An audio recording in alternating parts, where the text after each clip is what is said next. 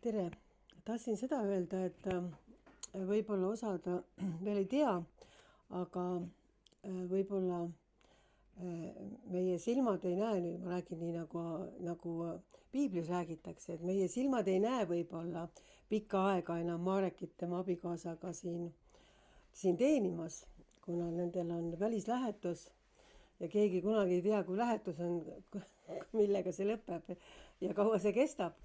Et sellepärast ma tahaksin üles kutsuda teid kõiki palvetama ja õnnistama Marekit ja tema abikaasat.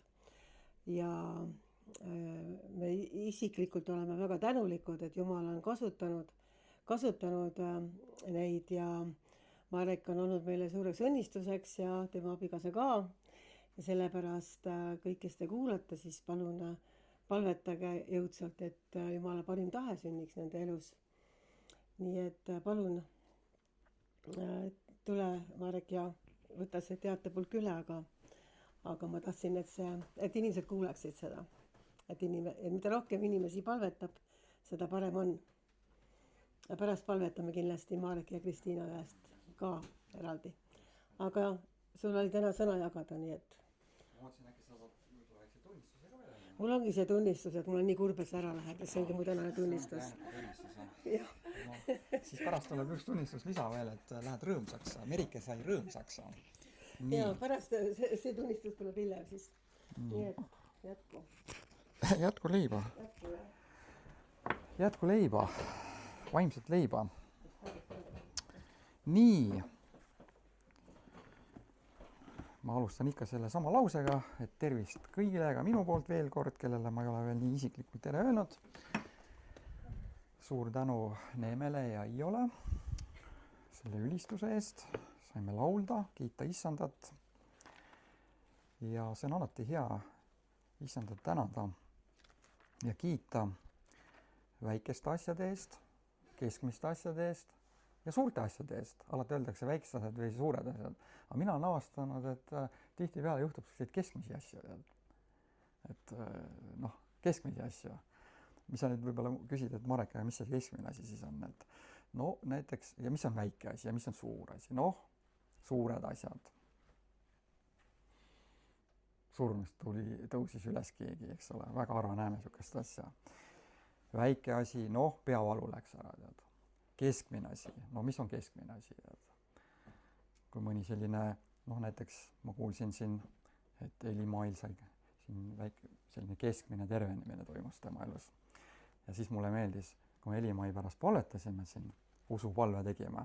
Ma ei tea, kui palju te ise uskus, aga ütleme niimoodi, ma olen elus ühte asja näinud, ma olen hästi palju usupalvet palvetanud ja näinud erinevaid tulemusi läbi aastakümnete. Ei ole näinud 100% edulugu, aga ma ei tea ka mitte ühtegi jumala meest ega naist, kelle elus oleks 100% edulugu. Ainult ühte ma tean, Jeesus. Evangeelium ütleb, et kõik, kes tulid Jeesuse juurde, said terveks. See on huvitav. Aga siis, kui ta läkitas välja isegi oma jüngreid, siis Piibel ütleb, et nad tegid palju haigeid terveks. Ei ole öeldud, et kõik tegid. Nad tegid palju haigeid terveks. Ja selles suhtes, me oleme inimesed. Ja inimfaktor on alati see, mis nii-öelda teeb asja huvitavaks, teeb asja natukene ebakindlaks, vahest tekitab hirmu, ja me oleme selle sees kõik, eks ole, inimestena. Ja mina ka samuti, ma hakkan nüüd kohe ise endale ka rääkima.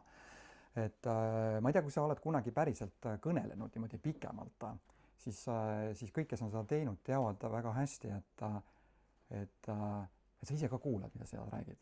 Sellepärast, et kui püha vaim üle võtab, sa hakkad ka kuulama. Ja tihtipeale ongi niimoodi, et jutlustaja või õpetaja, mis iganes, räägib ise endale ka. Nii et see on väga hea. Siis sa võid rääkida ruumis, kus on võib-olla ainult üks inimene. Ja sa oled sina seal ruumis. Rohkem polegi kedagi. Sa võid ka ise endale rääkida. Kõik on väga hästi.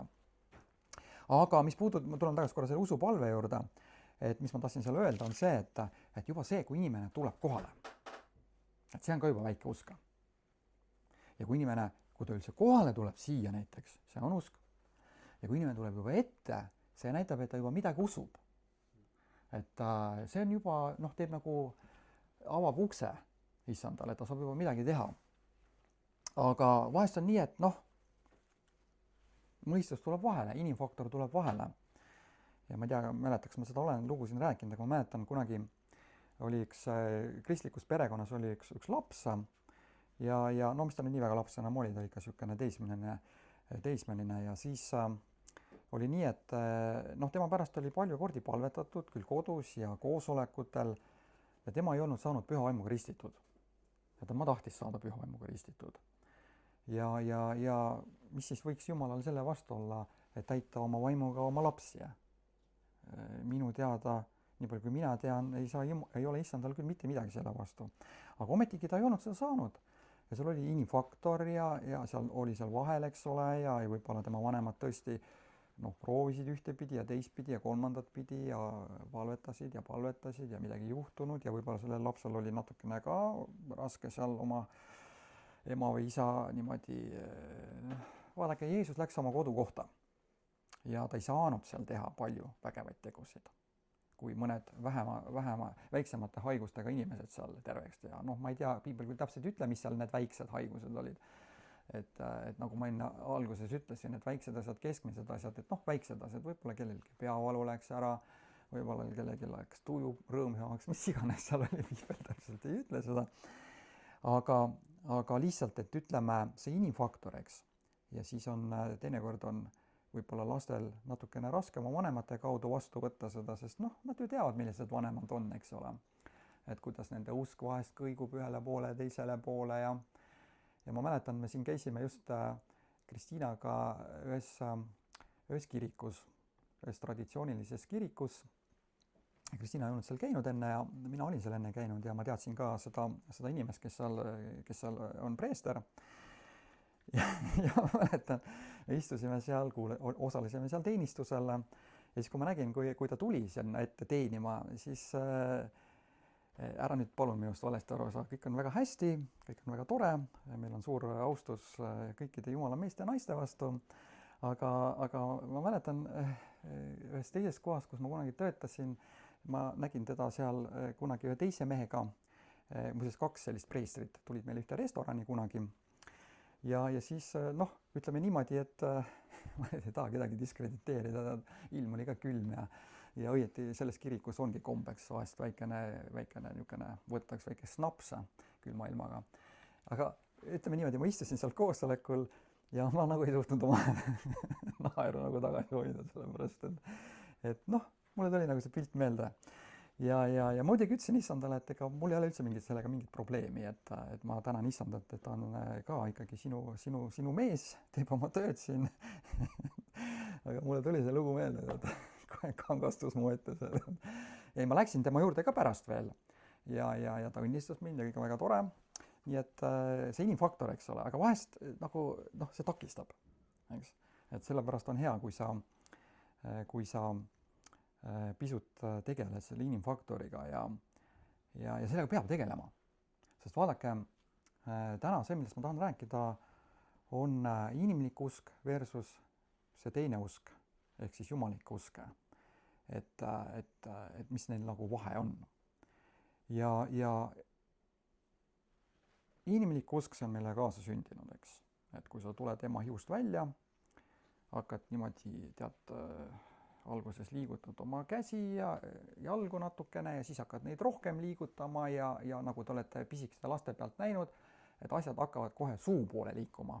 Mis iganes on, millel iganes käsi taha satub, see suu poole liikuma hakkab. Nii et vanemad peavad kogu aeg olema niimoodi valvel, et midagi liiga niisugust suurt ja teravat ja midagi niisugust sinna suhu ei läheks ja alla ka veel hullem, kui veel kurku ja kõhtu ka läheb veel. Eks? Ja niimoodi laps, ütleme, ja me kõik ju oleme seda teed käinud, õpime nagu seda maailma niimoodi tasapisi, step by step, õpime tundma ja meie inimlik usk asjade vastu, ma rõhutan just inimlik usk, eks, kasvab ja sellega me lähemegi läbi kogu elu, eks.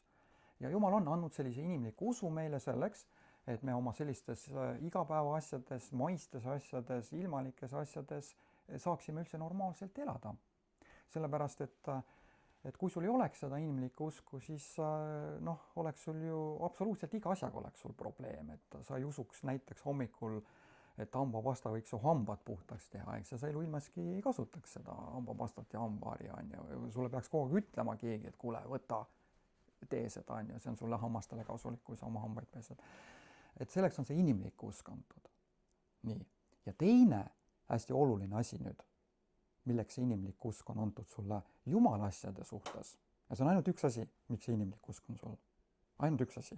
Ja see on see, mida Jeesus ütles Johannese evangeeliumis. Ütles nendele tarkadele teoloogidele, kes seal palju arutasid asjade üle ja kõik olid väga sellised haritud kraadid ja nii edasi ja nii edasi. Ta ütles, et te uurite pühikirju. Kui palju teil meeldib uurida pühikirju? Meil ikka selle meeldib, mulle ka meeldib. Ma iga päev loen pühakirja. Ja ta ütles nendele variseridega, te uurite pühikirju, sest te arvate nendes olevat igavese elu. Te arvate. Ja nad olid väga agarad. Ma ei tea, kas sa oled kunagi puutunud kokku mõne sellise nagu ortodoks juudiga. Mina olen nendega läbi käinud mingid ajad isegi oma elus. Et nemad ikka väga niimoodi on seda kirjarulli väga armastavad.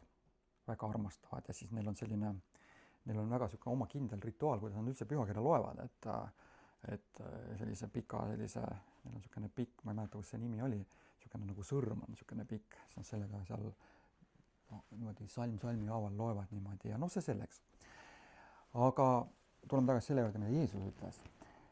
Ja ta ütles, te arvate nendes olevat igavese elu.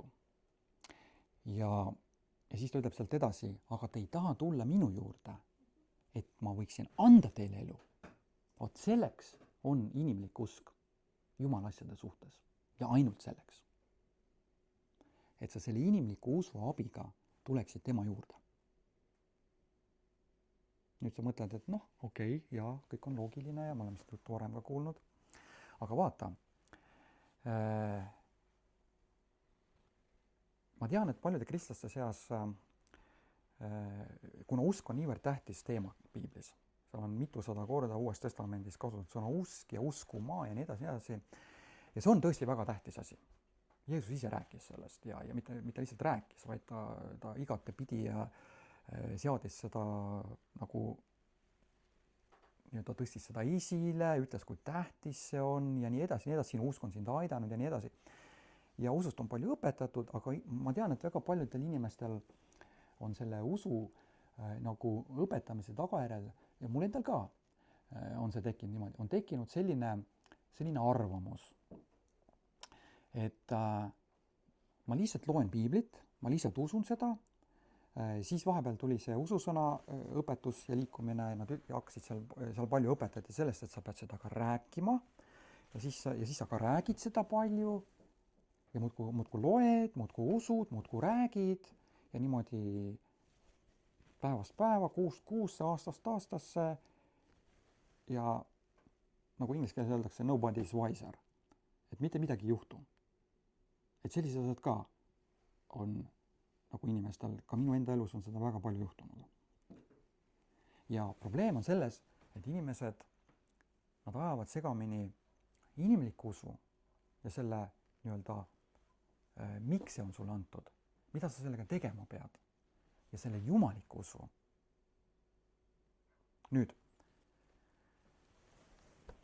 kui sa tuled siia ette näiteks, siis on kaks asja. See, et sa üldse koosolekule tuled, sul on juba inimlik usk, eks ole. Sa tuled siia koosolekule, sa kuuled sõnumit ja midagi toimub selle sõnumi kuulmise kaudu. Su süda saab puudutatud ja järsku sa tunned, okei, ma olen seda 10 korda kuulnud. Võib-olla isegi 100 korda. Ma armastan ikka öelda seda 1 000 000 korda. Ja järsku sa tunned, täna on see päev. Järsku sa tunned oma südames, see ei ole selline mõistuslik, see on selline südameasi. Usk on südameasi. Ja järsku sa tunned oma südames, jaa, täna on see päev. Vaata, täna mul on küll usku vastu võtta. Ja vaat see on see hetke, kus sa saad selle päris asja kätte. Aga siin on veel üks selline tore nagu, ütleme selline nüanss. Tuleme tagasi selle tütarlapse juurde, kes tahtis püha vaimu täidetud saada. Temaga oli siis selline lugu, et ta rääkis mulle ka seda, et ta tahaks püha vaimu vastu võtta oma ellu, aga ta ei ole seda saanud. Ja mina mõtlesin niimoodi, et okei, kui ma nüüd peaks nagu palvetama enda pärast, siis võib kõik täpselt juhtuda nii, nagu see on juhtunud juba eelmised 150 korda. Ja mitte midagi ei juhtu, eks.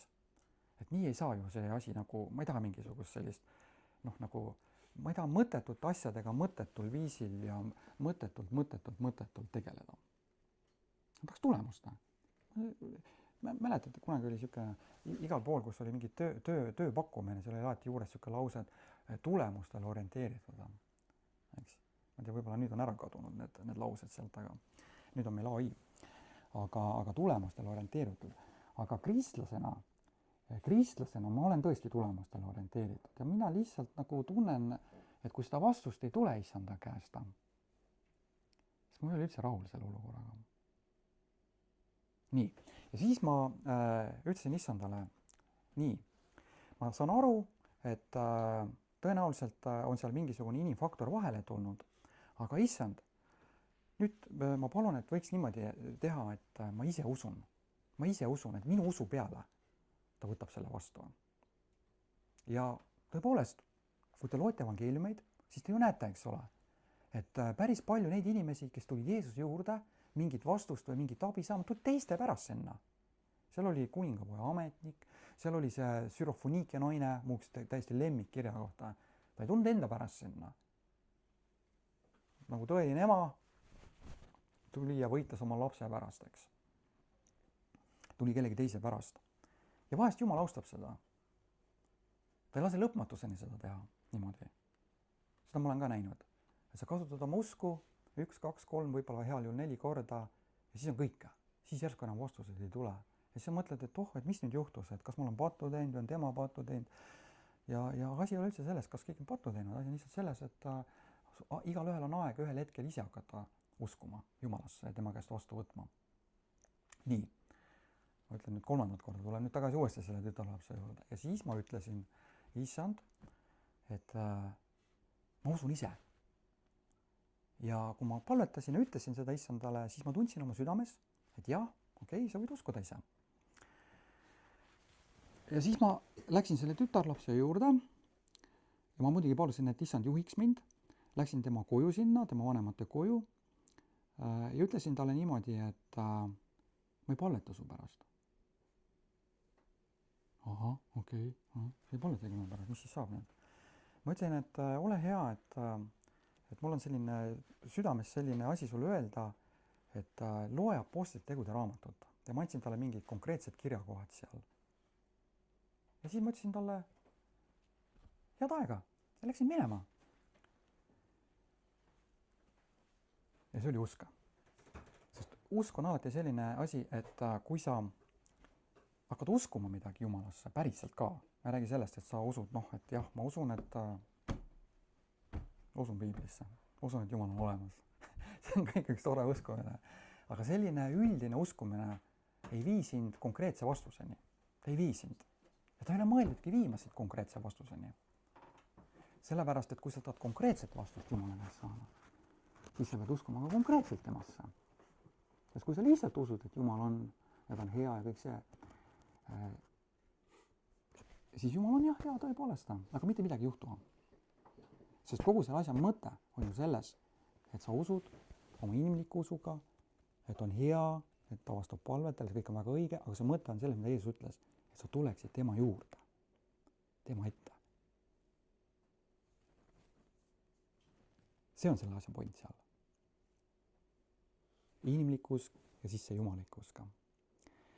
Ja ma läksin minema sealt ja usuga tihtipeale ongi niimoodi, kui sa vaatad näiteks Abrahami elu, kui sa vaatad Iisaki elu, kui sa vaatad Jaakobi elu, kes on meile seatud sellisteks usu eeskujudeks, siis sa alati näed ühte niisugust, kuidas seda nagu inimlik, või kuidas seda nüüd nagu öelda, sa näed alati natuke sellist, vaadake, kui Jeesus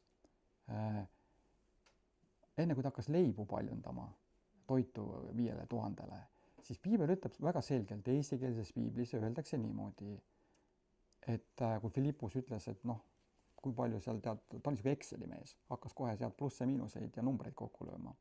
Ja siis Jeesus ütles, et ta teadis, või Piibel ütleb, et ta teadis, mis ta tahtis teha, aga ta kiusas teda. Kasutab sellist sõna nagu kiusama. Mõnele ei meeldi selline sõna, aga inglise keeles kasutab sõna testima, test, noh nagu eksam, eks ole. ja kui sa usud Jumalasse, päriselt usud, ja ma ei räägi sellisest eestlase uskumisest, et noh, et sa võtad omaks mingi maailmavaate, tead, ma olen luterlane, ma olen katoliiklane, ma olen baptist, tead.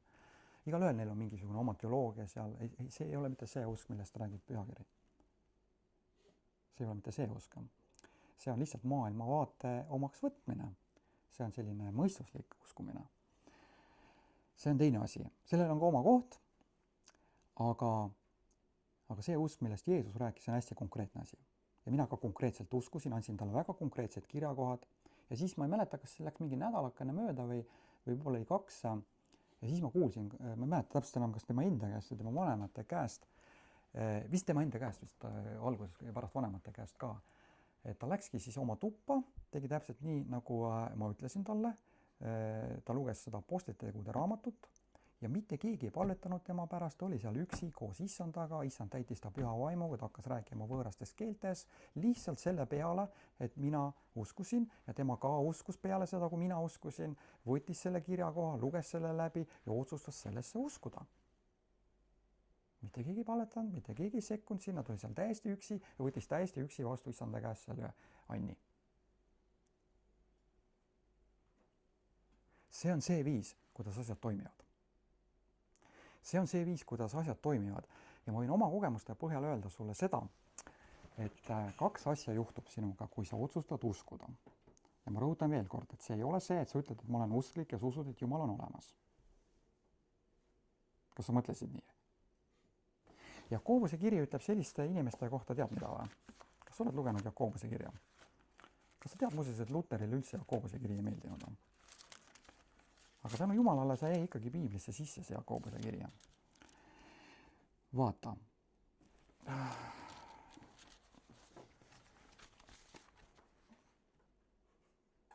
Vaata, siin on öeldud niimoodi.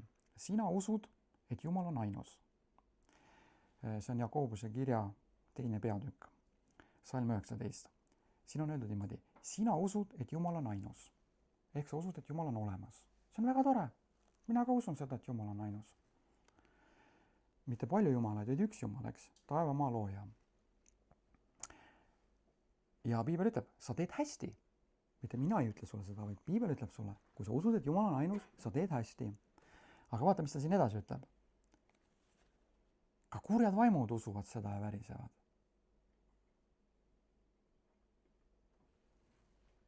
Nii me vaatab, see on olnud kulmunud. Ka kurjad vaimud usuvad seda ja värisevad. Nii et selles võtmes, kui sa lihtsalt usud, et Jumal on olemas, noh, vabandust väljenduse eest, aga väga palju erine sellest, et kurjad vaimud ka usuvad seda sama asja, eks? Nii. Aga mis ta siis edasi ütleb siin? Ja värisevad. Jah.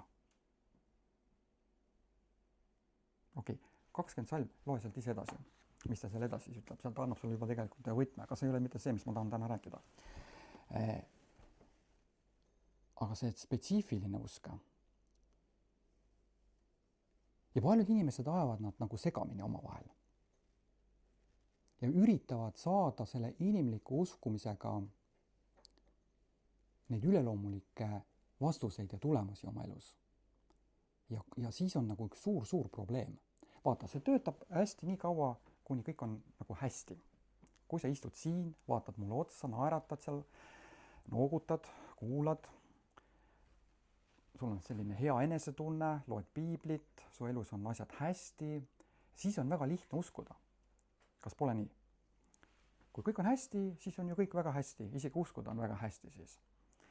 Ja see inimlik usk nendel hetkedel töötab väga hästi. Sa tunned, et halleluuja, ma võin kõike uskuda, mida iganes sa seal puldist ütled või mida iganes ma siit piiblist loen, ma kohe kõike usun. Aga see on ainult täpselt nii kaua, kuni sinu ellu tuleb kriis. Ja vot siis hakkavad probleemid peale. Ma räägin ise endale ka seda. Sellepärast, et sellel intellektuaalsel, mõistuslikul uskumisel ei ole piisavalt väge, et ületada seda kriisi. Seal ei ole seda. ja selle maailma psühholoogid üritavad sulle, kui sa lähed sinna nii-öelda sessioonile, mille eest küsitakse täna 70 eurot tunnis, võib-olla 80, isegi võib-olla veel rohkem, mõnedel nii-öelda eriti kõrge pilotaažiga küsivad seal juba 100 eurosid tunnis nagu nii-öelda tippadvokaadidki. Ja mida nad ütlevad sulle? Patsutavad sulle õla peale, ütlevad, et mõtle õieti, võta rahusteid, prosakit laseme sulle välja kirjutada ja pane edasi. Ja see on kõik selline inimlik. See on kõik selline inimlik. Ja nüüd ma ei räägi sellest, et inimlik on halb, aga inimlik ei suuda mitte kunagi ületada kriise, mis on oma alguse saanud vaimsest maailmast ja millel on vaimne põhjus. Ei saa. Sellepärast haigused näiteks, mis on, ütleme, rasked haigused, mille taga on näiteks mingi konkreetne haiguse vaim, selline õlale patsutamine ja prosaki võtmine ei aita mitte midagi. Ja see ka, et sa mõtled, et okei, ma pean oma mõttemaailmaga hakkama tegelema, ma pean õieti mõtlema. See on kõik, kõlab kõik õieti ja see isegi on õige, piibel ka õpetab seda. Aga sinu mõistuses, sinu mõistuslikul usul ei ole mitte kunagi seda väge sees, mis on jumaliku usu sees. Mitte kunagi. Ja sellepärast on ka kristlaskonnas neid inimesi, kes on oma mõistuse usuga, no ma toon sulle lihtsa näite. Ma olen seda varem ka rääkinud, aga ma tunnen, et ma pean seda rääkima täna. No toome jälle selle tervenemise näite, eks. Et kõik on ju kuulnud seda 100 kordi, mis ütleb pühakiri 1. Peetruse 2.24, et see ei ole isegi mitte tõotus, vaid et see on fakt, et Jeesuse Kristuse vermete läbi sa oled terveks saanud. Ja me kõik oleme kuulnud seda õpetust, sa lihtsalt usu seda, ütle seda ja sa saadki terveks. Oi kui tore, oi kui tore. Ainult, et mis selle asja juures tore ei ole see, et sa võid seda uskuda, sa võid seda öelda, aga võttes terveks ei saa. Väga paljud ei ole saanud terveks. Sellepärast, et see on ainult mõistuse usu tasandil see asi. Täpselt sama on näiteks finantsasjad. Samamoodi. Sa lihtsalt usud oma mõistusega. Seal on üks väikene erisus. Sellepärast, et see on valdkond, kus issand lubab proovida. Et kõigest muudes asjades, kui te vaatate Jeesuse juurde, tulid inimesed. Mattiase evangeeliumis on üks kirjakoht, kus tema juurde tuli pime, või oli see halvata mäletada täpselt enam.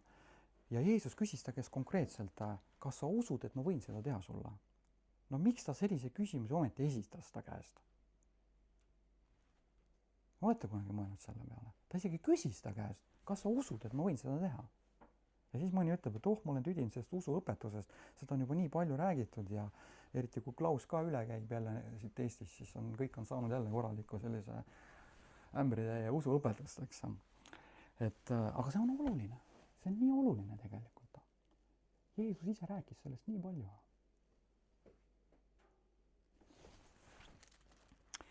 Tahan seda Markuse evangeeliumi 5. peatükist teile lugeda selle. Ma mäletan, eelmine kord ma rääkisin sellest. Markuse 5. peatükk. Rääkisin sellest Jairuse tütrest. Mäletate? Ei mäleta. Keegi mäletab? Kui ei mäleta, vaata YouTube'ist järele. Ja mäletate see salm 21. Ma ütlesin teile, et ja kui Jeesus paadiga jälle siiapoole kaldale oli jõudnud, et oli jälle tulnud nagu meie sekka.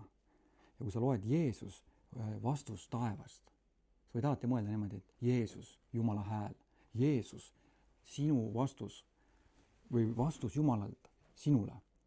Sa võid alati nagu mõelda niimoodi, nagu natukene laiemalt, niimoodi nagu see ingliskeelne piibel tõlge on see amplified piibel, et laiendatud tõlge, et sa mõtled natuke laiemalt niimoodi, et ja kui Jumala vastus paadiga jälle meie juurde oli tulnud, kas pole armas? Ma ei tea, ma lugesin seda kirja kohta ja kui ma nagu nägin seda, mõtlesin, vau, et see on nagu nii, küll see annab palju lootust meile inimestele, kas pole? Mul on täitsa vaja uskuda, et ma näeksin neid kirjakohti siin lugeda. Ka see on ka suur usk tead, et sellise valgusega näha kirjakohti lugeda piiblist. Ja mäletate, eelmine kord ma ütlesin, et seal oli see veritõbise naise lugu. Et ma räägin sellest järgmine kord. Ja siis me rääkisime sellest Jairusest. Ja nüüd ma räägin sulle natukene sellest veritõbisest naisest. Niimoodi, see on siis Markuse evangeeliumi 5. peatükk ja salmist 24. ja muidugi see 24, see esimene lause seal ka eelmises kõnes, see oli ka hästi niisugune südant puudutav, sellepärast et siin on öeldud niimoodi, ja ta läks temaga. Kui ma loen seda lauset, siis ma mõtlen, et no see on kuidagi, see kohe nagu puudutab mind, ma mõtlen, et ja ta läks temaga. Et ma mõtlen, et Püha Vaim on inspireerinud selle evangeeliumi, eks. Ja kui Püha Vaim vaatab nagu minu peale, eks, noh, Jeesus on isa paremal käel taevas, Püha Vaim on siin praegu maa peal, on ja ma usun temasse, mingis asjas usun temasse. Ja siis hakkavad asjad järsku juhtuma minu jaoks. Ja siis Püha Vaim nagu nii-öelda see pitsat on approved, heaks kiidetud, eks. Või teiste sõnadega, ja ta läks temaga. Ja see vastus läks temaga. See vastus, mida ma vajan oma olukorras, see läks minuga. See hakkas järsku toimima, see hakkas järsku avalduma. Ja kui sa mõtled nagu niimoodi, kas pole see armas? Et kas see kohe niimoodi ilmutab issanda südanta? Ja vaata, ja palju rahvast käis tema järel ja rõhus ta peale. No see on oluline mõista, et miks see salm siin Piibli kirjaga, miks ta siin on, sellepärast, et kui sa edasi loed, sa saad aru, miks see siia kirjutati niimoodi. Ja pane tähele, siin on öeldud, palju rahvast käis tema järel ja siis on öeldud, ja rõhus ta peale. Nüüd, ma ei tea, kas sinu peale on kunagi rõhutud. No kui sa oled ühistranspordis sõitnud, sa tead, mida tähendab rõhuma su peale, eks. Kui sa oled mõnel suurel kontserdil käinud, ma käisin kunagi 97. aastal, vist oli see Michael Jacksoni kontsert seal lauluväljakul. Seal rõhuti mulle niimoodi peale, et ma olin nagu tõesti, tead, nagu see kotlet kahe võileiva seal leiva vahel, tead. Et seal läks nagu nii palavaks ja mul isegi nagu, ma tundsin, et mul nagu õhk sai ka otsa seal. Ma ei tea, kas täpselt selline olukord seal oli, aga midagi sarnast võis toimuda seal siin ka, selles olukorras. Sest et Piibel kasutab sellist sõna nagu rõhusta peale. See on lihtsalt, et noh, keegi mööda minnes korra niimoodi nagu ühistranspordis, et vabandust, kas äkki saaks mööda minna. Aga see on niisugune rõhumine, niisugune pressimine. Inimesed pressisid talle peale. See on ikka päris niisugune tugev sõna, see rõhuma on ju, rõhusta peale. Salm 25. Ja seal oli naine, kes oli 12 aastat olnud veritõves. Mitte 2 nädalat. Teate seda nalja meestega ju? Teie naised olete tugevad, te olete lapsi sünnitanud, te ei karda midagi. Teate seda nalja ju meestega, eks ole, et kui meestel on juba 3 päeva nohu olnud, siis nad hakkavad juba testamenti kirjutama, eks, kui palavik ei ole alla ka läinud. Naised on tugevad. Seal oli naine, kes oli 12 aastat, mõelge natukene. 12 aastat. See on 2 nädalat, see on 2 päeva, see on isegi 2 kuud mitte. 12 aastat. See on ikka tõesti väga pikk aega. Ja ta oli kannatanud. Ja Piibel ütleb, et oli kannatanud veritõves. Ja oli saanud palju kannatada mitme arsti all. Ja Piibel ütleb, et oli nagu kannatada saanud ja noh, mismoodi ta siis kannatas nende arstide all. No siin ta ütleb, et ning oli kulutanud kogu oma vara. Nii et üks asi, mida ta kannatas, oli see, et ta oli kogu oma vara sinna alla pannud. Teine asi, miks ta kannatas, oli see järgmine lause, ilma et oleks mingit abi saanud. Nii et see oli see, mida ta kannatas. Ta oli raha välja käinud, abi ei olnud saanud. Ja noh, ütleme sellel ajal, kui see evangeelium kirjutati, need meditsiinilised vahendid ja kõik see ravimine oli ka natuke teistmoodi, kui ta tänapäeval on, eks. Nii et oli palju kannatada saanud. Ta oli ikka, ütleme niimoodi, jah, ikka raskes olukorras, ilma et oleks mingit abi saanud.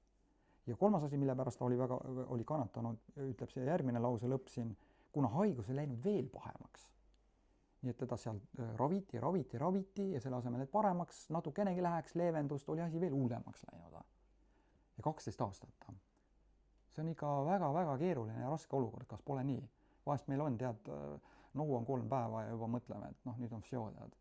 Aga siin oli 12 nädalat või 12 aastat. Täitsa crazy, ja millises olukorras, eks. Nii. Ehk teiste sõnadega paneme sellele situatsioonile nimeks inimlikult võimatu.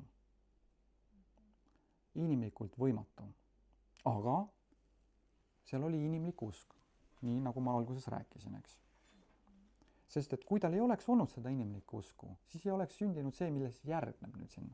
Salmis 27. Siit hakkab nüüd lugu peale. siin on öeldud niimoodi, see oli kuulnud Jeesusest. Nüüd piibel otseselt ei täpsusta siin, mida ta oli kuulnud Jeesusest, aga ta oli kuulnud temast.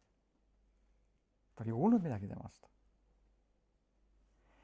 Nüüd, kui me loeme evangeeliumeid niimoodi hoolikalt, nagu üks niisugune usin õpilane, oivikuteks kutsutakse need, kes cum-laudega lõpetavad klasse, kui sa niimoodi uurid pühakirja, siis sa näed, et Jeesus käis ringi mööda linnu ja külasid, kuulutas evangeeliumi ja õpetas.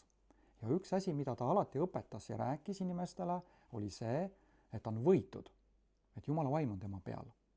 Et ta on võitud kuulutama evangeeliumi vaestele, et ta on võitud parandama haigeid, ja siis ta kohe tegi seda ka, ta puudutas inimesed said terveks ja see jutt levis temast.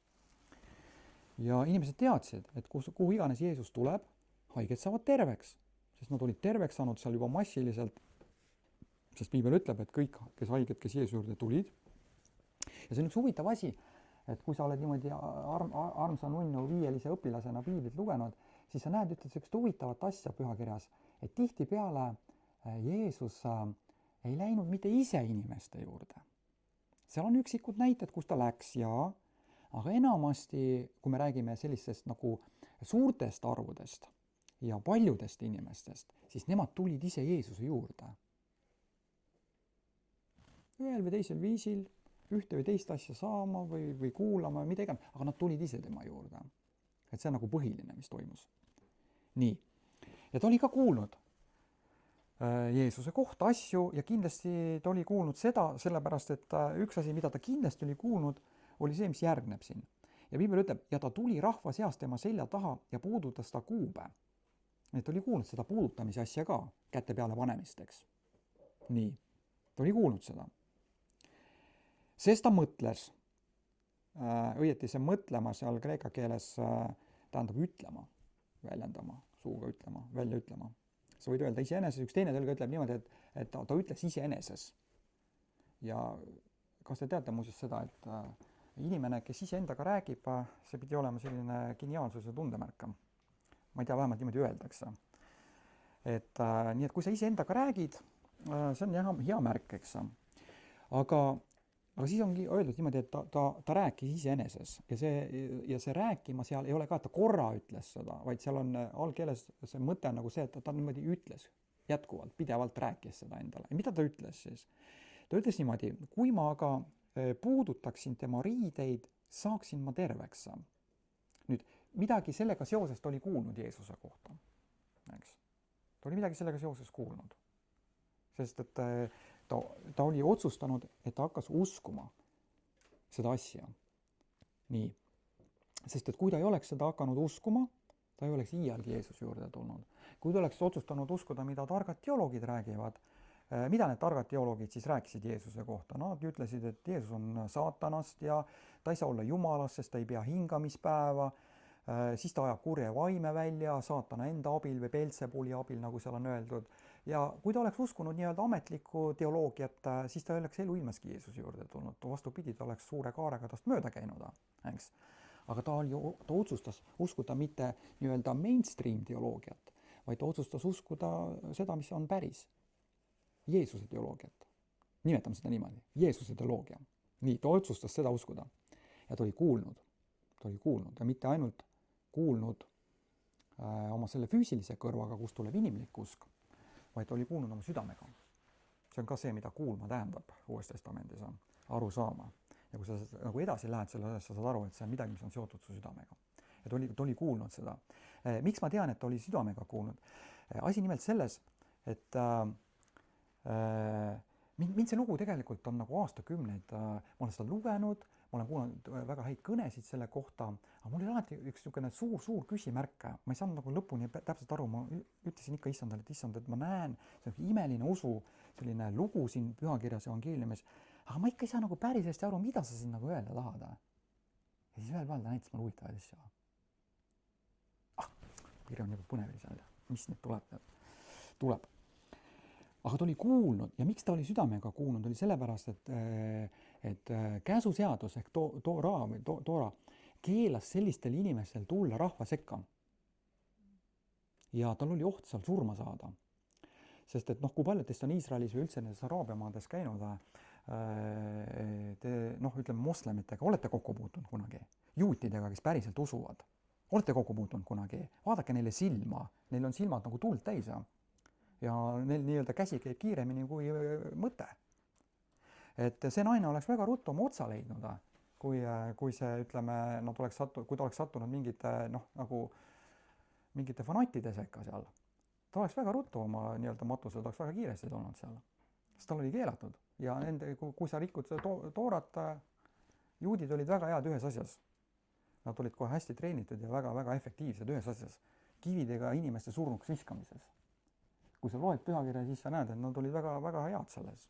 Nad tegid oma tööd hästi, nad teadsid, kuidas seda teha. Niimoodi, et on ka Paulusega oli natuke keerulisem.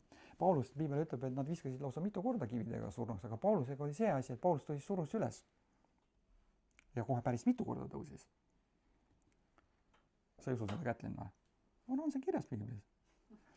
Et, aga miks ta? Sest vaata, mida ma sulle ütlesin, inimlik usk ei suuda ületada kriise, mis on talle nagu inimlikult võimatud. Ja see oli tema jaoks võimatu olukord. Ja see ütleb mulle, et tema sees, tema südames oli üks teine usk. See on inimlik usk ainult. See ei pea inimlik uskuga aknast välja viskama. Inimlik usk peab tegema koostööd selle südame usuga, mis sul on. Siis hakkavad asjad sündima. Nagu selle naisega. Ärge unustage, et see naine oli, noh, ma ei tea, millist eestikeelset sõna kasutada, aga ta oli võimatus olukorras. Kui paljud teist on võimatus olukorras vahest olnud? Mina ka vahest satun võimatusse olukorda. Ma ei tea, kas sinuga, ma tean, Meriksel on ka samamoodi. Lihtsalt satud võimatusse olukorda inimlikult. Sa enam ei tea, kuidas astuda järgmine samm. Ei tea. Ta oli ka selles olukorras siin. Aga ta oli kuulnud. Ja ta otsustas uskuda lõpuni. Ja vaata, see on üks hästi oluline asi. Vaadake, täpselt samamoodi, nagu eelmine kord rääkisin sellest Jairusest, et millal hakkavad asjad juhtuma siis, kui sa satud oma elus olukorda, nüüd aitab. Nüüd aitab sellest jamast. Nüüd aitab sellest jamast. Nüüd aitab sellest jamast, et ma ei ole terveks saanud. Ja mulle meeldis, et Elimai tuli eelmine kord siia, me võitsime teda õliga, palvetasime ja teate, mis asi mulle veel meeldis? 2 asja meeldis mulle veel. Mulle meeldis see, kui Merike ütles mulle, et Elimaiga juhtusid mingisugused väga imelised asjad. Ja siis ta mulle väga pikalt rääkis, mul on see sõnum telefonis ka veel. Ja teine asi, mis mulle väga meeldis, oli see, kuidas kindrali tütar Airi, ma olin siin, seisin siin ja kindrali tütar Airi tuli siis Elimai juurde, vaatas talle otsa niimoodi ja ütles talle, nüüd usu. Täpselt niimoodi, täpselt nii, nagu siin on öeldud. Vaadake, kui ma aga puudutaksin tema riideid, saaksin ma terveks. Ei ole niimoodi, et võib-olla saaksin. Läheme proovime, äkki midagi juhtub. See on inimlik usk. Aga see inimlik usk ei too sulle üleloomulikku vastust. See toob sulle ainult loomuliku vastuse. Loomulik vastus ongi see, mis on öeldud. Sa lähed oma inimliku usuga arsti juurde, sind ravitakse, kasseeritakse raha, võib-olla läheb hästi, võib-olla ei lähe hästi. Inimlik meditsiin, me vajame seda, tänu Jumala sellest, et ta eksisteerib, aga ta on piiratud. Ja nüüd ma ei ole üldse absoluutselt mingisugune antiarst, aga lihtsalt ma pean seda lihtsalt ütlema, kuna ma jälle kuulsin ühte lugu, Merike, ma kuulsin jälle ühte konkreetset lugu sellest, kuidas, ärge saage palun minust valesti aru, ma olen tänulik Jumalale arstide eest, aga arstid on ka inimesed ja nad teevad ka vigu. Nad teevad ka vigu. Ja seetõttu, vaata siin ka, eks ole, see naine ei olnud, teda raviti ühtepidi, teistpidi, kolmandatpidi, ta ei olnud abi saanud. Ja ma kuulsin ka ühte lugu just hiljaaegu, kelle elus oli ka traagiline sündmus ja see inimene siis, kelle teine pool oli ära surnud, ta nagu seda asja ka nii ei nagu jätnud, uuris seda põhjalikult ühtepidi, teistpidi, kolmandatpidi ja neljandatpidi ja samamoodi tuli välja see, et valesti määratud ravi tegi ta nii nõrgaks, kuna ta oli ka juba sellises vanuses inimene, siis juhtuski see asi, et ta immuunsus ja tema selline loomulik tervis lihtsalt andis alla, mis oli siis nagu valesti määratud ravi tagajärge. Et veel kord ma ütlen, ärge saage must valesti aru, ma ei ole arstide vastane ega meditsiini vastane, aga see on piiratud. Ja inimesed teevad vigu ja asjad võivad juhtuda. Asjad võivad juhtuda, traagilised asjad võivad juhtuda. Eks? aga mul on kuidagi millegipärast niisugune tunne ja usk mu südames, et issand ei tee selliseid vigu. Sest et ta on inimese loonud, ta teab inimest, kuidas see organism peab olema, käima. Ja see on allutatud teatud seaduspärasustele ja sa ei saa ka niimoodi, et jätad hügieeni nagu tegemata ja võib-olla vahest ongi vaja sul ravimit tarvitada ja kõik. Ja kui sa selle tegemata jätad, ütleme siis niimoodi, et sa võid seda teha ainult ühel juhul, kui sul tõesti on sinu südames suur usk. Suur usk. Muidu ära tee seda. Ma päriselt ka hoiatan sind. Sest siis võivad nagu igasugused halvad asjad sinuga juhtuma hakata. Aga kui sul on see usk, siis sa võid teha. Näiteks Smith Wigglesworth, tema oli nii suur usumees, et tema ütles niimoodi, et tema nagu, mitte nagu ei vandunud, aga ta nagu kuidagi nagu lubas endale ja Jumalale, et vot mina usun nii sinusse, et mina lihtsalt, et see nii-öelda see skalpell ei puuduta kunagi minu keha. Et ma võtan alati sinu käest selle tervenemise vastu. Aga vaata, kui sa teed selle otsuse ja sa valid minna seda teed pidi. Vaata, kristlasena sa võid käia väga palju erinevaid teid pidi. Ja need ei ole valed teed, aga sa võid käia erinevaid teid pidi. Aga kui sa valid käia usuteed, siis juhtub sinuga 2 asja kindlasti, kui sa lõpuni välja lähed. 2 asja juhtub sinuga kindlasti. See vastus, mis sulle tuleb, see on parim, mis üleüldse olla saab su elus. Kui sa lähed lõpuni välja, kui sa päriselt lähed, kui sa lased päriselt issandal hakata liikuma. See, et ta liigub, jaa, amen, ta liigub, jaa, aga kui päriselt see vastus tuleb, see on täiuslik vastus. Sa saad aru, et see on midagi täiuslikku, mis juhtus. See on üks asi, mis juhtub. Teine asi, mis juhtub see, et enne seda, kui see vastus tuleb, sind alati kiusatakse. Nii nagu Abraham, nii nagu Iisak, nagu Jaakob ja nagu teised.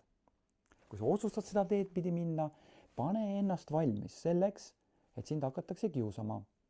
Võib-olla nüüd vaatan Pirjo vaatab natuke kapunaga, et mis siis nüüd hakkab minuga juhtuma.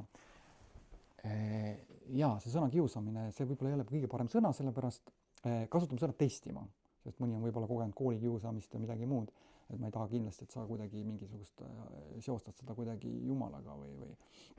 Aga seal tuleb sinu ellu mingisugune test.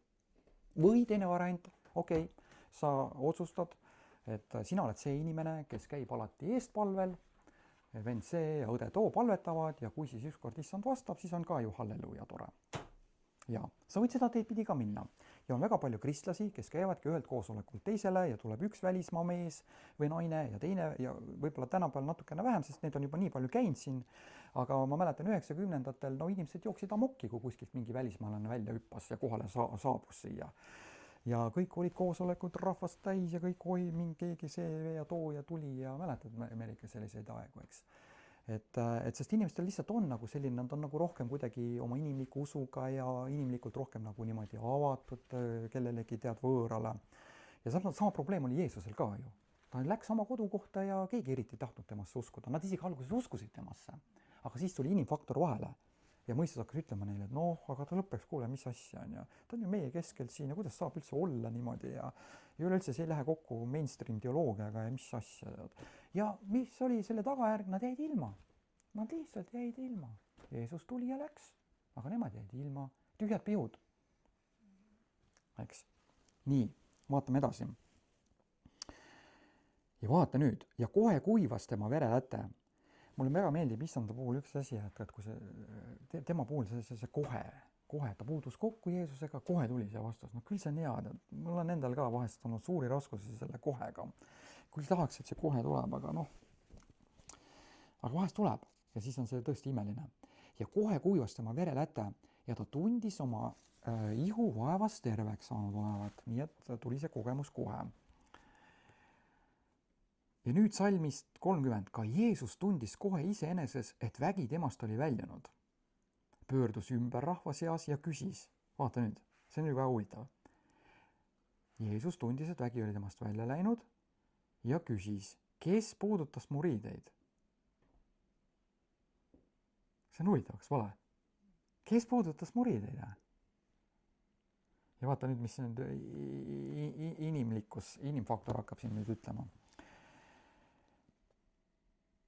Tema jüngrid ütlesid temale, sa näed, et rahvas rõhub su peale ja küsid, kes puudutas mind.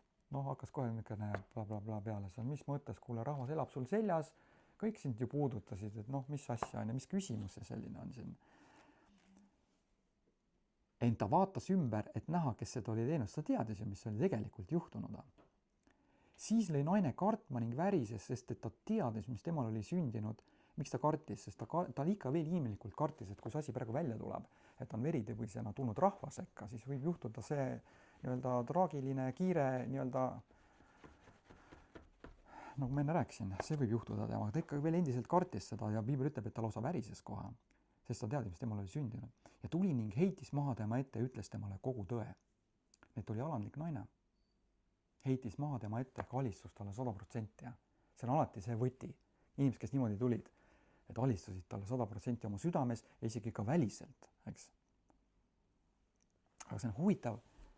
Ja ma alati mõtlesin, et huvitav, et kõikides teistes lugudes Jeesus teadis, mida ta tegi. Ja ta suhtles seal inimestega ja tervendas neid. Ja siin on üks sükene, noh, võib-olla mõnes mõttes sükene nagu erakordne või ainukordne lugu, et seal oli üks naine, kes ka uskus temasse, sest järgmises salmis on öeldud niimoodi, aga ta ütles naisele, tütar, sinu usk on sind aidanud. Ta ütles talle sinu uska, ta kommenteeris, ta andis sellele nii-öelda ametliku hinnangu, seletuse sellele olukorrale, mis seal oli tegelikult juhtunud. Nüüd ma tean, on inimesi, kellele ei meeldi see õpetus ja tahavad öelda, ei, aga see oli ikka Jumal, kes ta tervendas. Muidugi oli see Jumal, kes ta tervendas. Ega ta ise ennast ju ei tervendanud seal. Aga Jeesus ütles, ta pani asjad oma õigesse kohta ja ta ütles, vaata, tütar, sinu usk on sind aidanud. Sinu uska, sinu isiklik usk teiste sõna, millest ma nii palju olen rääkinud siin aastate viisi. Juba 10 aastat ma olen käinud siin ja rääkinud teile, et mis sind aitab, see on sinu isiklik uska. Eks? See on see nali, vaata, kuidas reporter küsis noore jalgpalluri käest, et noh, kaua sa jalgpalli mänginud oled juba? Poiss ütles kohe 10 aastat, siis paar lauset hiljem küsis reporter uuesti, aga kui vana sa oled? Ja poiss ütles 7. Et ühesõnaga Jeesus ütles, sinu usk on sind aidanud, mine rahuga ja ole terve oma vaevast. Ja ma olen seda lugu palju, ma mõtlen, Kenneth Hagin kunagi rääkis seda lugu ka ja ka väga hästi rääkis ja õpetas sellel teemal seal, ta oli see raamat isegi kirjutatud, et mida teha selleks, et Jumala käest midagi saada või vastust saada. Ja ta tõi ka selle kirjakoha nagu näiteks ja rääkis selle põhjal. Aga ma alati nagu mõtlesin selle loo peale, et siin isegi nagu Jeesus, noh, ütleme inimlikult, eks ole, Jeesus ju nagu, ta ei teadnudki, mis toimub. Et ta käis rahva seas, ta puudutas neid ja inimesed said terveks. Aga siin oli, keegi tuli selja tagant, puudutas. Ja Jeesus nagu ei teadnudki seda. Ja ma mõtlesin, et huvitav, et aga noh, mis asi siin nagu, mis see nagu see mõte või mis see nagu see, mida sa Jumal tahad öelda selle kirjakohaga, mida sa tahad õpetada, mis asi siin on, mis see nagu see on siin see asi. Ja üks asi, mida ta mulle ilmutas selles seoses just täpselt selle kirjakohaga oli see, et ta ütles, et vaata, inimese enda initsiatiiv, kui ta võtab ise initsiatiivi,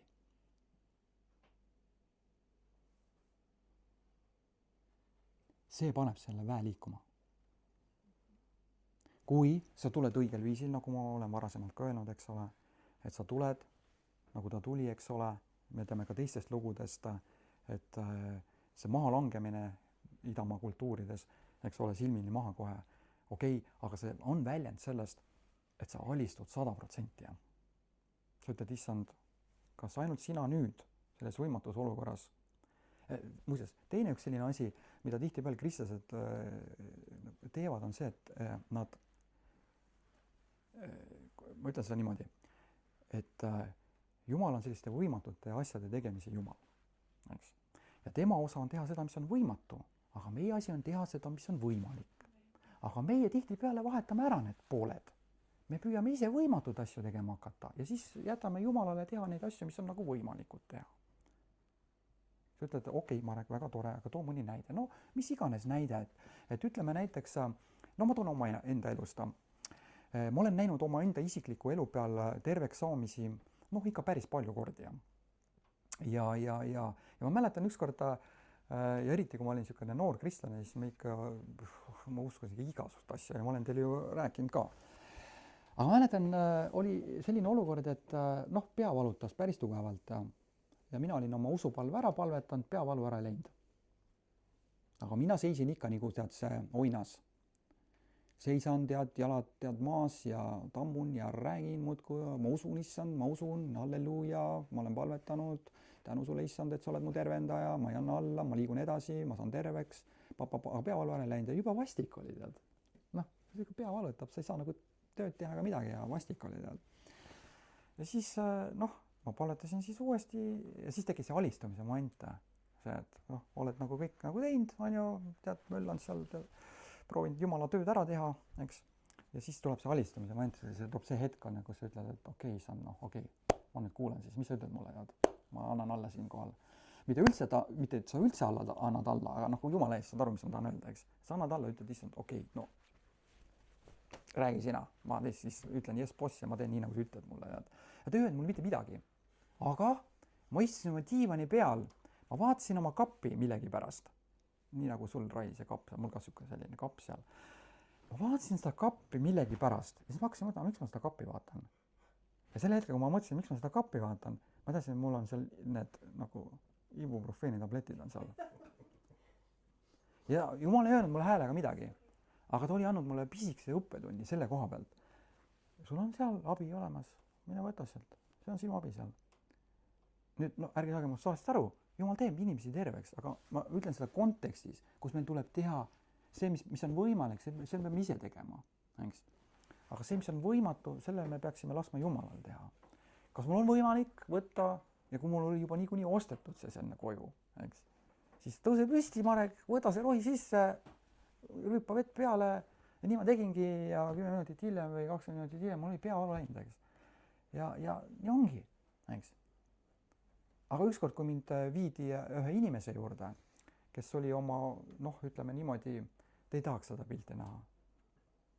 Ta oli oma voodis, tal oli sooltevähk, ta kõhus olid reaalselt augud, see soolästik paistis tema kõhtudest ja mina nägin seda pilti ja ma ei ole mitte kunagi elus sellist pilti varem näinud. Ja sa võid arvata, mis minuga inimlikult toimus. Pealegi mind oli tassitud sinna, et nagu usumees, tule nüüd, eks ole. Ja ütleme niimoodi, et mul täitsa inimlikult, nagu ma mõtlesin, et ma ei tahaks olla siin ruumis üldse. Mis te tahate, et ma nüüd palvetan teie pärast siin või? Aga mis siis, kui te ei saa terveks? Ja õnneks oli seal veel üks inimene ja siis ma niimoodi tead, nagu siin ka ma olen palvetanud, siis ma ikka ütlen, et tule sa ka ikka palvetama ja Merike, tule ühine sina ka ikka palvetama ja Raili, tule sina ka ikka palvetama ja siis ma olen ju ka inimene, tead. Ja siis me palvetasime sealt ja siis me, ega muud ei olnudki midagi. Tegime oma inimliku palve kogu selle usuga, mis mu sees oli. Mitte lihtsalt hakanud raiuma kirvega seal. Ma mõtlesin issand, et ma olen praegu siin siukses olukorras, et mina ei saa siin küll mitte midagi teha. See naisterahvas on homme või ülehomme on surnud. Hakkame põhimõtteliselt nagu matuseid pidama. See oli see olukord. Täpselt sama nagu selle naise siin. Võimatu olukord. Aga ma piltlikult heitsin ka silmini maha sinna. Mõtlesin issand, ainult sina. Mina ei saa siin midagi teha. Aga selle hetkel oli usk sees. Palletasime selle usupalve ära. Läksin sealt minema. 6 aega hiljem kuulsin, et see naine ei olnud mitte ära surnud, vaid tal oli juba oluliselt läinud paremaks asi. Ja need haavad olid hakanud tal kinni kasvama seal. See oli jube vaatepilt, päriselt ka, see oli jube vaatepilt. Ja ta saigi terveks sellest, nii-öelda 4. taseme sellest vähist, ta sai sellest terveks ja ta elas veel aastaid. Ja ma ei tea, võib-olla ta elab praegugi veel. Ma ei ole kuulnud, aga ma hiljem nagu kuulsin, et ta elas veel aastaid.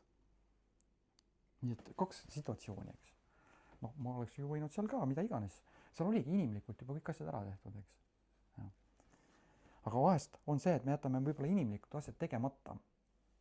Ja siis me ka nagu jääme ilma asjadest. Ja Jumal ka midagi ei tee. Vot, sellised asjad.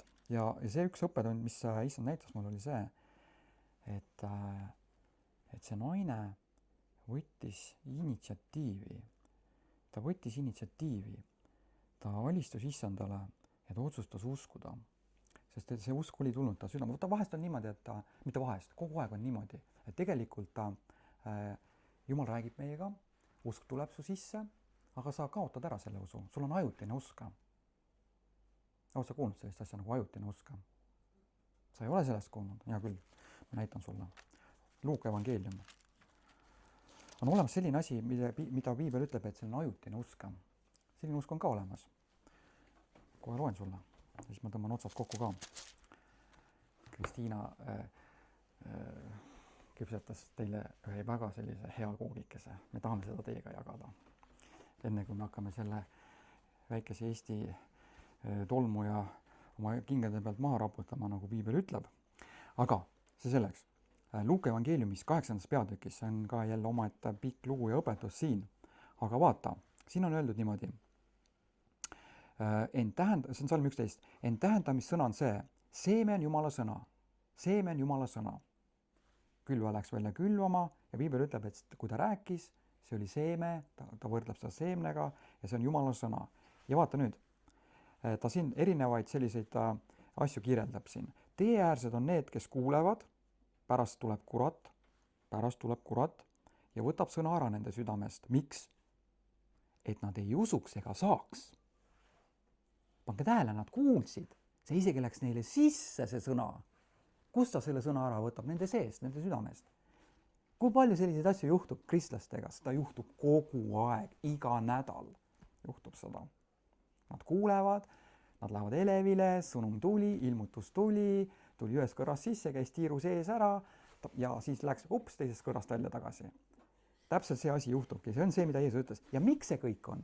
Ta ütleb siin, miks see on. Et nad ei usuks.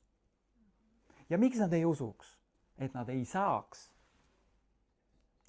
Usk eelneb saamisele ja usule eelneb kuulmine. Ja kuulmisele eelneb see, et sa palvetad ja oled osadus issandaga ja ta räägib. See kõik eelneb sellele. Nii et see on üks kategooria. Ja me oleme kõik olnud selles kategoorias. Ei ole mina parem teista. Ma olen küll ja veel kuulnud igast toredaid asju ja kõik on meelest läinud ka. Siis ma hakkasin kirjutama üles. Mul on terve suur pakk iga aasta kohta, selline kaustik. Mul on terve virn neid juba. Ja ikka teen viigu, ikka libastun. Me oleme kõik inimesed. Aga vaata nüüd seda seltskonda, kes järgmiseks on. Salm 13. Kaljupealsed on need, kes kuuldes sõna rõõmuga vastu võtavad. Need oleme meie, eks ole, kristlased, need nelipüülased ja karismaatikud ja need, kes ikka teab rõõmuga kohe.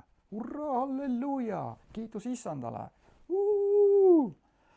See on see seltskond siin. Kaljupealsed on need, kes kuuldes sõna rõõmuga vastu võtavad. Aga pane tähele, kuid neil ei ole juurt iseenestes. Neil ei ole juurt. Ja vaata nüüd, ajutiseks nad usuvad. Ajutiseks nad usuvad. Need on need ajutise usuga kristlased. Nende usk kestab ainult, üks päev, võib-olla 2 päeva. Pühapäeval käivad koosolekul või reedel, siis on halleluuja, laupäeval on veel hea tunne sees, hea koosolek oli, küll oli tore, halleluuja, pühapäeval, hakkab juba kuskil natuke vaikselt nagu niimoodi hääbuma see asi. Esmaspäeval on Blue Monday ja ongi, kõik on kadunud see sõnum, on kadunud see usk ja kõik on kadunud. Ja hakkab jälle see orjamine ja vingumine ja hädaldamine peale kuni järgmise pühapäevani. See on see kategooria. Ajutise usuga inimesed. Sest vaata, siin on öeldud niimoodi, ja kiusatuse ajal nad loobuvad. Ja usu mind, olukorrad, saatan, teised inimesed ja nii edasi, see nimekiri on päris pikk. Nad tõsiselt töötavad selle nimel, et sulle see kiusatus saata. Ja miks? Jälle selleks samal põhjusel, et sa ei usuks ja sa ei saaks. Et sa ei saaks. Sest et saatanale väga meeldib see, et kui kristlased on lihtsalt teoreetikud, räägivad igast toredaid jutte kogu aeg, halleluuja, tead, see ja too ja kolmas. Et teoreetikud. See saatanale sobib selline variant, teoreetikud. Pange tähele, Jaakobuse kirjas oli ka öeldud, et kurjad vaimud usuvad, et Jumal on ainus. Et Adonai Echad, eks ole, et see tuleb tegelikult sellest juudisest usutunnistusest seal, mida nad kogu aeg tsiteerivad hommikul ja õhtul. Shema Israel, Adonai Eloheinu, Adonai Echad. Issand, sinu Jumal on üks ja ainus issand. Raius omale pea luusse ja oma lastele ka, kui sul on nii terav kirves võtta kuskilt. Ja usuvad ja värisevad, eks. Et see seltskond siin, ajutine uska. Me kõik teeme vahest seda. Aga vaata, mis ta ütleb siin. Okei, 3. seltskond on ka veel. mis ohakate sekka kukkus, need on need, kes kuulevad ja lähevad ära ning lämbuvad muredest. Mis sõna iseloomustab kõige rohkem eestlasi? Muretsema. Ma muretsen omale uue teleka, ma muretsen omale uue auto, ma muretsen omale uue töö, ma muretsen oma laste pärast, ma muretsen toidu pärast, ma muretsen arvete pärast, ma muretsen selle, tolle, kolmanda ja Putini pärast ja mis iganes pärast veel. Ma muretsen, eks. Ja rikkusest, raha, petlikkus. Kui ma saaksin 1 000 000 krooni, küll ma siis teeks seda, teist ja kolmandat. Ja elulõbudest, igasugused elulõbud ka, eks ole, ei hakka kõiki asju nimetama. Ja siin öeldakse, ega kanna valmis vilja. Viili nagu on, aga toores. Kibedad viinamarjad, jah, on see kütelus. Aga nüüd see seltskond, Salmis 15, kes me tahame olla. Aga mis on heas maas, on need, kes sõna kuulevad. Ilusasti on öeldud siin. Kaunis ja heas südames peavad. Kaunis ja heas südames. Nüüd ma pean hakkama siin otsi kokku tõmbama, võib-olla järgmine kord. Võib-olla ma mõtlesin, ma teen seal teises riigis YouTube'i saate, siis saate sealt vaadata. Ja, et ma räägin siis, mis see tähendab kaunis süda. Ja hea südamega peavad. Ning, ja ta Jeesus ei lõpetanud veel see, sul võib ju kaunis ja hea süda olla, paljudel ongi, peavad, aga ta lõpetab sellega, ning kannavad vilja kannatlikkuses. Oi, see on raske osa, ma tean, mul on endal ka mingid asjad. Seisad usus ja ei tule seda vastust ja küll see kannatus tahab nagu otsa lõppeda ja ei taha kuidagi tulla vahest mõnes asjas vastust. Aga Piibel ütleb, kes kannavad vilja kannatlikkuses, kaunis ja heas südames, hoiavad seda sõna just nimelt südames ja issanda sõna. Sest ainult see saab sind päriselt ka nagu sellest olukorrast läbi kanda, kus sa oled.